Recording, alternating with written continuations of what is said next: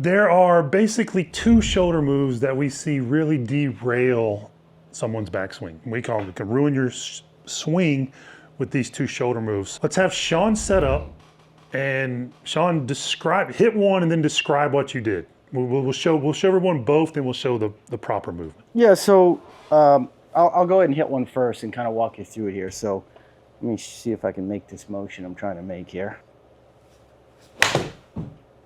Okay, so that swing there, I put something in there that I don't normally put in my own swing, but we have people coming in to take lessons that they're trying a lot of different things. Our job is to try to pick out the things that are causing the most harm in their swing. And this is a big one, especially where this lead shoulder goes. We start seeing commonalities with really good players in gears and even in video, and we start to say, okay, what is this player doing and how can we help them the most? And what I did there, I made a normal address position and I swung my shoulder like I was trying to take it to the ball.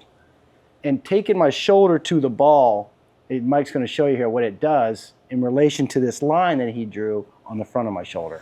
First and foremost, you want to make sure you're analyzing your swing, because we want all of you to analyze this part of your golf swing to see kind of if it's in good shape or it needs help.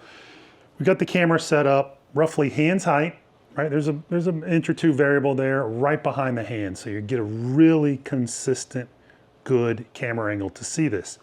And what we've done is I have taken just a basic vertical line and put it right on the front edge of Shaun's right shoulder at setup. So what he was just describing to you, as he makes his backswing, you're gonna see a bunch of his left shoulder dip beyond that line towards the ball, to where by the time he gets to the top, the point of his elbow is pretty close to that line. So he's got a lot of him that is shifted forward.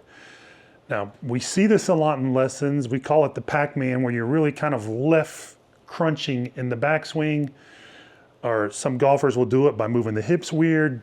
In any case, this is a really simple way to see if you're doing the incorrect movement. And this is one of those incorrect movements.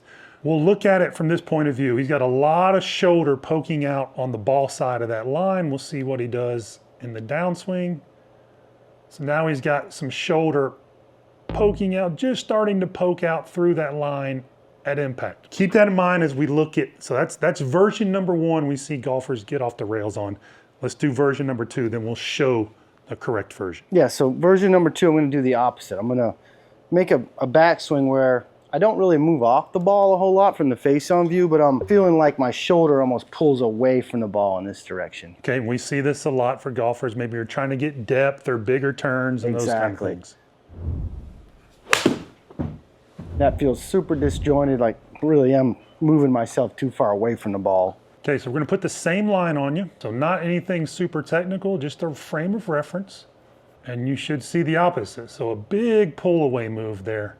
So now he's barely got any shoulder on the ball side of that line. So we've got the two extremes. Now, we see golfers, high handicaps and low handicaps, do both of these every week. We don't want to do either one of those. Yeah, and I want to say something here as well. You know, we're looking at down the line today, but just because I made a flat shoulder turn, it doesn't always mean that I moved way off the ball. 100%. So those are two separate things. 100%. So you could be fairly centered from face on and just have pitched this too far back, as you may, like Mike said, trying to get too much depth. Yeah, but it's standing up in the backswing. Exactly. Been around since the golf's been played. It's a different way to look at it.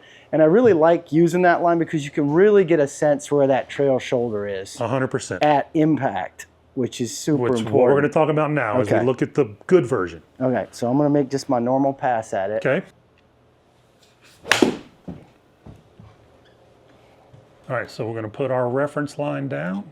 Just again, right on the front edge of the shoulder. Again, it doesn't have to be super technical. You don't need protractors or anything. It's just a close to vertical line as you can get it. So you're basically going to want to see, we like to use the shirt sleeve as a reference. Depending on how it's got the old foot joint Yeah, I mean, on. if you got the Hal Suttons, it might be a little different, or, you know, sleeveless shirts if you're a lady, hopefully, not guys playing sleeveless shirts, but roughly mid-bicep, mid-tricep, okay? That's kind of where you want to see. So you had some shoulder go past that line.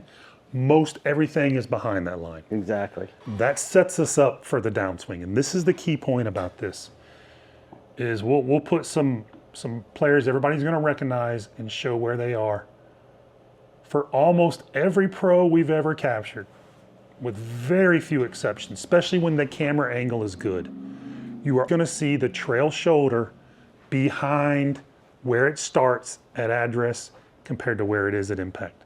So you are behind that starting line, and this is where you're gonna see the world's best players over and over and over again. Yeah, and I think you have to be real careful with some of these drills that we see everybody doing, especially one where you put the club like this and like there's an impact bag down there or something, and you're trying to say that this is impact. That by no means is any impact that you're going to see at a high level, right? It's just not. It would be basically an unplayable impact position. So just You're basically left to playing pulls, pull cuts, but usually starts with a P. and it's harder on your body. Yes. You know, so your shoulder line here is going to be fairly square. The rib cage is slightly open, and you don't need to be. I think a lot of these videos for everybody is like, okay, phew, I don't need to be doing that. We're going to shoot another video today to dive into what you just touched on there. Yeah. But yes, this is physically easier to do than option 1 or 2, right? It may be different than what you're used to doing. That's where the practice part of this comes in.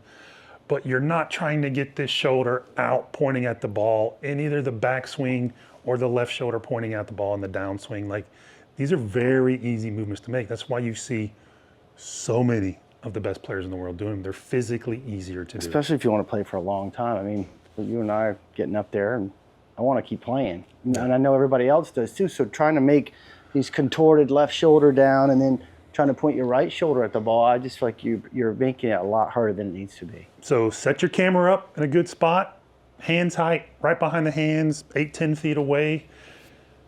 Draw a line on the front of your shoulder at address. Make sure some of the shoulder, again, trying to shoot for that mid bicep shirt sleeve area to be on that line at the top. And then just keep this trail shoulder behind it coming down. You're gonna be making the proper shoulder movements that you're gonna see the best players in the world do.